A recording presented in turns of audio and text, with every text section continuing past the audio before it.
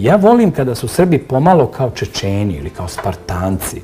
Znate, u Čečeniji ne postoji pokret majki koji izlaze na ulice i kažu mi ne damo svoje sinove za rat. To ne postoji. Ni u pokušaju. One su ponosne na to što će njihovi sinovi biti ratnici, a ne pekmeze i mamine maze. Tako da, a pazi, ja sam gledao, imam ja 5 sinova, imam ćerku. Ja sam gledao umiranje i raspadanje mojih drugova raznih od droge ili od raznih bolesti. Ja sam svedočio koliko je to jezivo. Sad ne može niko da mi zaboravi da to postoji. Znači, ne umire se samo u ratu. Mislim, recimo, jedan od mojih omiljenih junaka istorijskih iz 20. veka, Ernst Hinger, je umro, ne znam, u 103. godine života, a imao je milion rana, opasnosti. Kao maloletan je otišao u Legiju stranaca i dok ga otac vratio.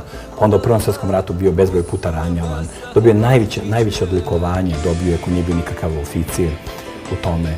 Nastavio je dalje. Čitav život je rizikovao i na kraju živao 103 godine. Ima ljudi koji u 18. godini se utope, okliznu na sapun, padnu ni stepenice, ne znam, nešto progutaju pa ne mogu, pa onda uguše se. Znači, nemojmo podcenjivati smrt. Smrt ne živi samo na ratnoj adresi. Tako je. A da li imamo ono, ko se čuva i Boga čuva? Pa da, ali čuva ne znači da se sklanjaš od života. Da ideš kao... Da se sklanjaš od života. To. Znači, mi svi treba da pripadamo sudbini svog naroda. Ja recimo, ja sam...